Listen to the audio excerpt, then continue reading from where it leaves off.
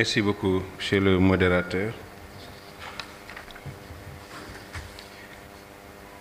Excellences, Mesdames, Messieurs les ministres ici présents, j'ai peut-être taquiné pour dire que le ministre du Gabon, il est au Sénégal, il est chez lui.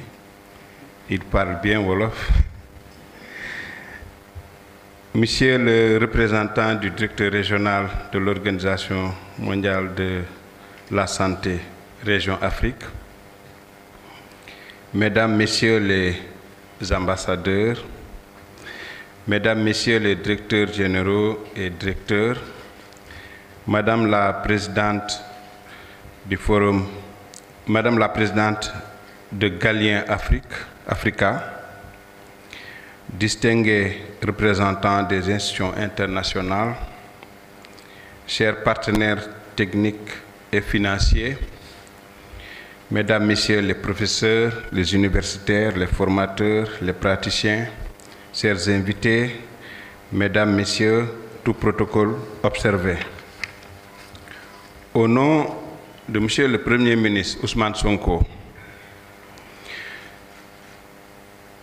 chef du gouvernement empêché, il me revient l'honneur et le privilège de procéder à l'ouverture de la 8e édition du Forum Galien Afrique, ici à Dakar, sous le thème « La souveraineté sanitaire, un impératif pour l'Afrique ».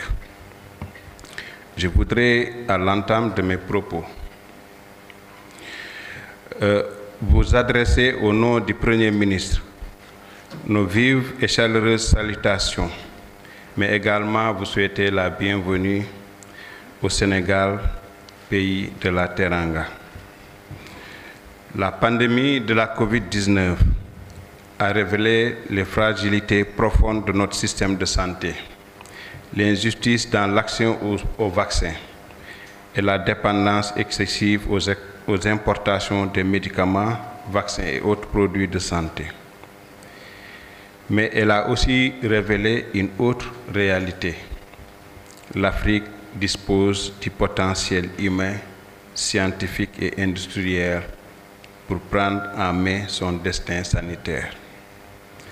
La souveraineté sanitaire, la souveraineté en matière sanitaire n'est pas un slogan.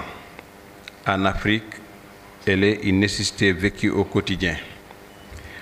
Assurer que nos enfants aient accès à des vaccins essentiels, que nos mères bénéficient de soins obstétricaux sûrs, que nos malades aient un accès à des soins de santé de qualité et à un système de santé performant et résilient, afin que la prévention soit au centre de nos stratégies.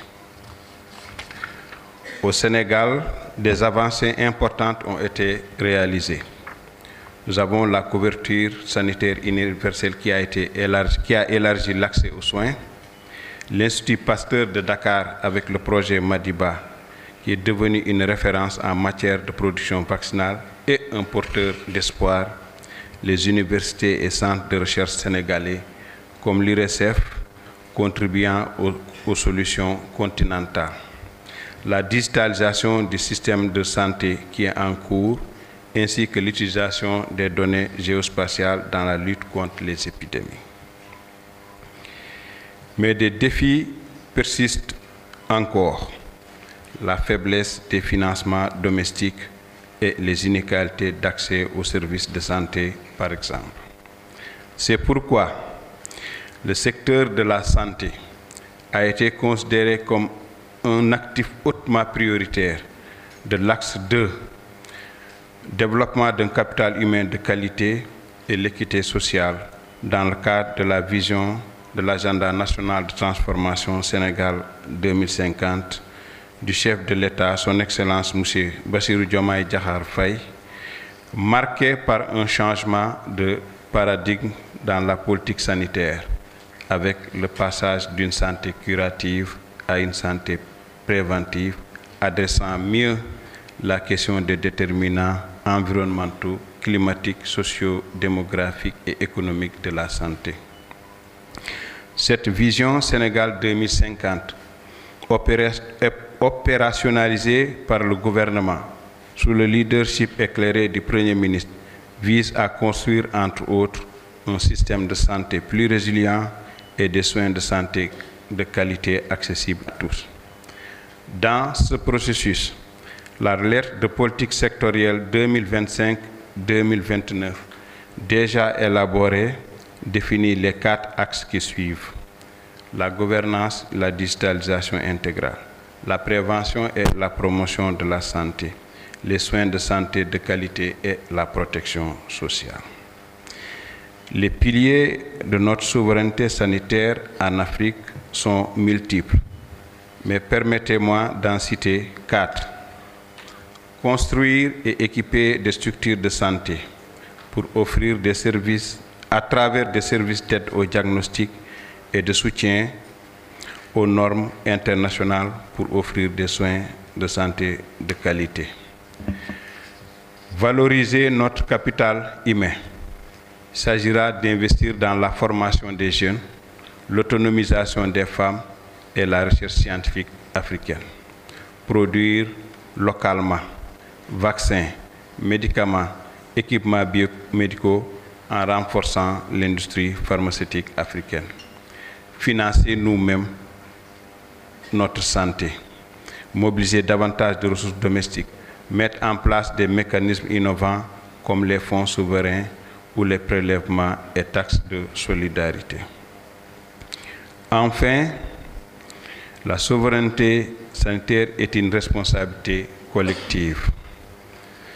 Cependant, la souveraineté sanitaire n'est pas un repli sur soi, mais la capacité à décider de nos priorités et à bâtir des partenariats équilibrés et gagnant-gagnant. Elle fait appel, pour ce faire, à une coopération régionale à travers l'Agence africaine des médicaments et Africa CDC de l'Union africaine, l'OMS et les institutions sous-régionales, notamment. Des partenariats équilibrés, équitables entre le secteur privé et la société civile. La solidarité africaine pour que chaque pays, même le plus fragile, progresse et ne soit pas laissé en rade. Le rôle des jeunes et des femmes doit être mis en exergue, de même que celui plus pondérant des acteurs et intervenants à l'échelle communautaire, et c'est l'exemple de nos agents communautaires et aussi de nos vaillants Badionougo. Je salue la clôture de l'Académie Galien Africa sur le leadership et l'intelligence artificielle, des étudiants choisis parmi les meilleurs d'Afrique. Ces jeunes, avec leurs idées novatrices, sont déjà des acteurs de la souveraineté sanitaire. De même, nos femmes scientifiques, entrepreneurs, communautaires et soignantes sont en première ligne. Leur rôle doit être reconnu et valorisé comme un pilier de transformation, mais également de souveraineté sanitaire. Cette semaine, durant la 8e édition du Forum Galien Afrique, tous, nous devons nous engager à 1. Renforcer la production locale de vaccins et de médicaments, investir dans la recherche-développement et dans l'innovation, mettre la santé au cœur de nos budgets nationaux, favoriser une Afrique solidaire où la santé est un droit effectif pour tous. Je voudrais, avant de clore mes propos, féliciter chaleureusement professeur Awa Marie Kolsek, présidente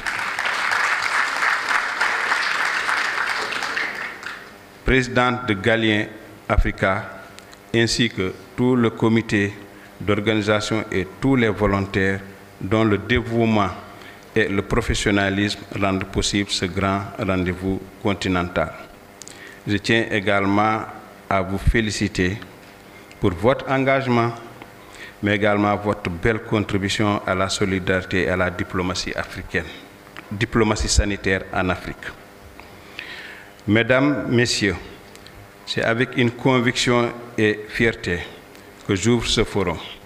Puissent vos échanges tracer la voie vers une Afrique souveraine en matière de santé, forte de sa jeunesse, de ses femmes et de sa solidarité. Je vous remercie de votre aimable attention.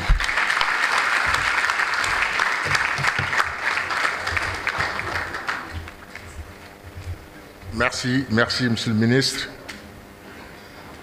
Monsieur le ministre Ibrahima Sy, qui vient de faire une brillante intervention dans le cadre de la souveraineté sanitaire, qui est un impératif pour l'Afrique. Monsieur le ministre, encore une fois, transmettez tous nos remerciements à Monsieur le Premier ministre, Monsieur Ousmane Sonko, que vous avez représenté ce matin en tant que ministre de la Santé et de l'Hygiène publique. Nous voulons également, juste avant d'aller à la pause, se féliciter également de la présence de Madame Adjoké, qui a été ministre de l'Éducation du Bénin, mais également ministre du Commerce, ici présente. Merci d'être venue ce matin. Et rappelons également que le docteur Djibril Diallo, ancien directeur régional de l'ONU-SIDA pour l'Afrique, et aujourd'hui actuellement directeur général des réseaux de la Renaissance africaine, qui est à New York. M. Djibril Diallo a été représenté aujourd'hui à cette cérémonie par son assistant spécial et chef du bureau de l'Afrique, M. Ibrahima Faye. Merci d'être venu, M. Faye. Mesdames, Messieurs, nous allons, après la pause, revenir avec les jeunes qui ont un rôle important dans le cadre du Forum Galien Afrique. C'est pourquoi nous leur réservons une place de choix. En tout cas, merci d'être venu avec nous, Monsieur le Ministre. Merci à nos éminents invités. Merci à tous et on se retrouve dans un instant après la pause. Merci encore une fois.